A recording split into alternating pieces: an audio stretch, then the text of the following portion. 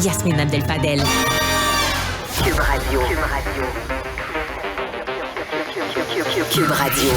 En direct à LCN. Maintenant, c'est le moment de notre rendez-vous avec Yasmine Abdel-Fadel, conjointe dans les studios de Cube. Bonjour Yasmine. Bonjour Marianne. C'était, semaine de relâche à l'Assemblée nationale, mais ça n'a pas été de tout repos pour autant pour le gouvernement. Est-ce que tu as l'impression, Yasmine, que la fin de semaine va être bienvenue pour François Legault, pour les gens du gouvernement? Toute une semaine pour le gouvernement, alors que normalement, j'imagine aussi, s'imaginer une semaine de tout repos, d'autant plus que c'était la semaine qui suivait le congrès de la CAQ où François Legault a récolté un important score dans son vote de confiance, 98,6. Alors, d'habitude, avec 98,6, il y a comme quelques jours de lune de miel qui suivent où on se sent tout puissant, où on est heureux, tout va bien, le gouvernement est sur un nuage. Eh bien non, les averses sont arrivées assez rapidement. Déjà, avec la question de la semaine a commencé avec Simon Jolin Barrette, puis la nomination de ce juge qui est un de ses très bons amis, mais au-delà de ça, évidemment, toute la nomination des juges. Ensuite, il y a eu la table éditoriale de Bernard Drainville sur la question du salaire des enseignants.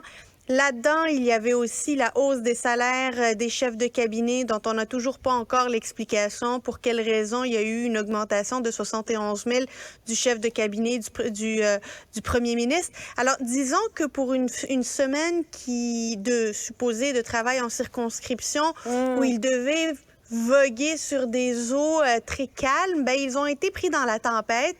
Ils doivent avoir hâte de retourner en chambre. Il me semble que c'est plus calme pour eux quand ils sont en chambre que quand ils sont en travail en circonscription. Et mardi, ils vont pouvoir revenir, puis on va pouvoir reprendre et surveiller l'étude des différents projets de loi. Et ça risque de pas aller plus facilement parce qu'il reste les négociations de convention collective, puis on sait qu'ils ont demandé la médiation. Ben oui. Et évidemment, il y a 2 projets de loi qui sont à l'étude, un en santé, projet de loi 15, et un en éducation. Et c'est toute la réforme de l'éducation et des structures en éducation que propose Bernard Drainville. Rien pour réjouir les syndicats qui vont continuer à jouer un rôle clé devant les médias pour dénoncer le gouvernement. Ça risque d'être une difficile fin de session et cette semaine n'était qu'un petit échantillon de ce que va devoir subir le gouvernement aux prochaines semaines. À suivre, donc. Parlons maintenant du congrès du Bloc québécois cette fin de semaine. Il y aura donc un vote de confiance à l'endroit du chef, mais également moment de retrouvailles avec le Parti québécois, quoique le chef Yves-François Blanchet disait « j'étais au congrès du Parti québécois », mais toujours est-il qu'on a l'impression qu'ils sont de retour plus près que jamais. Est-ce que c'est ça? Ils renouvellent les vœux. On dirait qu'ils passent par Vegas puis qu'ils vont à la petite chapelle renouveler leurs vœux. En fait, toujours est-il qu'on n'avait pas beaucoup vu le PQ puis le Bloc là, main dans la main comme on le voyait dans les dernières années. Puis c'est qu'on ne sait pas si le Bloc il représente quoi? Est-ce que le Bloc est un parti qui représente la souveraineté à la Chambre des communes? Est-ce que c'est un parti qui représente le Québec à la Chambre des communes? Est-ce que c'est un parti qui représente le nationalisme à la Chambre des communes? On ne connaît pas encore l'identité, comment se positionne le Bloc québécois. Rappelle-toi, Marianne, aux dernières élections, il y a François Legault qui a appelé les Québécois à voter conservateur. Ouais. Il n'a jamais parlé du Bloc québécois. En fait, il a complètement ignoré, été indifférent au Bloc québécois.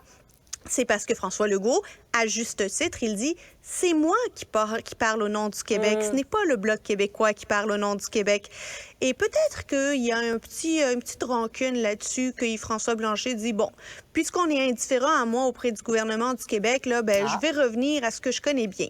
Et tu sais, qu'est-ce qui aide dans ce cas-ci, Marianne? Des sondages qui placent le PQ deuxième. Mon Dieu, que ça aide à renouer de vieux amours, de reprendre le téléphone et de parler à Paul Saint-Pierre Plamondon. Ah, tout d'un coup, là, tu sais, c'est comme lorsqu'un ex gagne au loto. Tout d'un coup, les raisons pour lesquelles tu l'avais laissé, là, elles étaient pas très bonnes.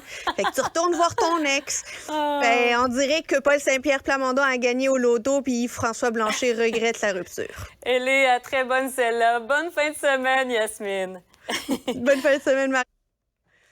Et voilà qui conclut l'émission d'aujourd'hui.